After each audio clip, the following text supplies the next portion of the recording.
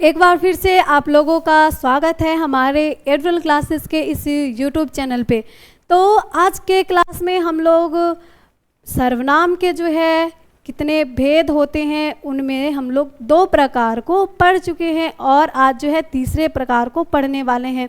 तो इससे पिछले क्लास में हम लोग जो है निश्चयवाचक सर्वनाम को क्लियर किए थे और उसमें निश्चयवाचक और पुरुषवाचक सर्वनाम में अंतर क्या है उसको देखे थे।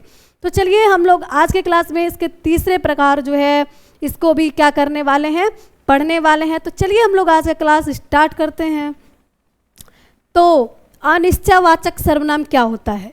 तो निश्चयवाचक सर्वनाम हम लोग पिछले क्लास में देखे थे और आज अनिश्चयवाचक सर्वनाम। तो अनिश्चयवाचक सर्वनाम जिस सर्वनाम से किसी निश्चित व्यक्ति या पदार्थ का बोध नहीं होता है उसे अनिश्चयवाचक सर्वनाम कहते हैं। देखिए आप लोग को ये हेडिंग देखने के बाद ही पता चल गया होगा कि जो निश्चित नहीं होता। अनिश्चितवाचक यानी कि जो निश्चित नहीं है, यानी कि निश्चित व्यक्ति या पदार्थ का बोध नहीं होगा, इसीलिए वह क्या होगा, अनिश्चित क्या होगा, अनिश्चितवाचक सर्वनाम।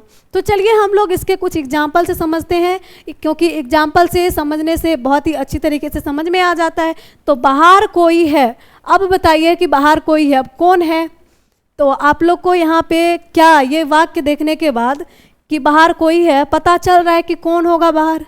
नहीं चल रहा है, यानी कि ये क्या हो गया, अनिश्चितवाचक सर्वनाम। कोई जो है इसमें क्या हो गया, अनिश्चयवाचक सर्वनाम, यानी कि ये निश्चित नहीं है। ठीक है, ये निश्चित नहीं है कि बाहर कौन है, इसीलिए ये क्या हो गया, अनिश्चितवाचक सर्वनाम। मुझे कुछ नहीं मिला, मुझे कुछ नहीं मिला। तो यहाँ पे जो है कुछ नहीं मिला, तो यहाँ पे कुछ जो है इसमें क्या हो गया, अनिश्चयवाचक सर्वनाम। क्या हो गया, अनिश्चयवाचक सर्वनाम। जैसे किसी ने मुझे फ़ोन किया, पता नहीं कौन था। जैसे बोलते हैं ना कि कोई था कि मुझे फ़ोन किया और हमें पता नहीं चला। तो ये जो है यहाँ पे निश्चित नहीं है कि कौन फ़ोन किया था, इसीलिए यहाँ पे जो है किसी ने मुझे फ़ोन किया, पता नहीं कौन था। तो ये इसमें क्या हो गया, अनिश्चितवाचक सर्वनाम। क्या हो गया, किसी ने मुझे फ़ोन किया, पता नहीं कौन था। तो आप लोग को ये देखने के बाद पता चल रहा होगा कि ये निश्चित नहीं है कि कौन फ़ोन किया था। तो इसमें जो है कौन क्या हो गया, अनिश्चयवाचक सर्वनाम। उसी तरीके से कोई दरवाज़ा बजाकर चला गया। अब कोई चला गया, अब कोई कौन गया ये भी तो आप लोग को यहाँ पे क्या निश्चित है कि कौन गया दरवाज़ा बजा के?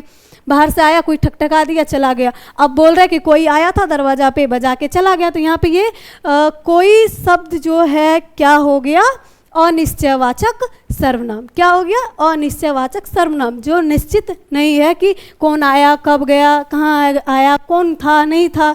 इससे अनिश्चित सर्वनाम का बोध हो रहा है। ठीक है, जैसे ऊपर दिए गए वाक्यों में किसी व्यक्ति या वस्तु के बारे में निश्चित नहीं है कि कौन है, क्या लिया, कोई, कुछ, किसी आदि। और सर्वनाम शब्द आने पर ज़्यादातर क्या होते हैं, अनिश्चयवाचक सर्वनाम होते। क्या आने पे ज़्यादा अनिश्चयवाचक सर्वनाम होते हैं? यहाँ पे देखिए, कौन है, क्या लिया, कोई, कुछ, किसी आदि। इस तरीके से अगर कोई शब्द आता है तो ये सर्वनाम के शब्द आने पर ज़्यादातर क्या होते हैं, ये सभी सर्वनाम शब्द आने पर क्या होते हैं, ज़्यादातर अनिश्चयवाचक सर्वनाम। तो आई होप कि आप लोगों का आज का क्लास में जो है अनिश्चयवाचक सर्वनाम क्लियर हो चुका होगा। तो इसके अब अगले प्रकार जो है उसको हम लोग अगले क्लास में कवर करने वाले हैं। तो मिलते हैं अब नेक्स्ट क्लास में। Thank you.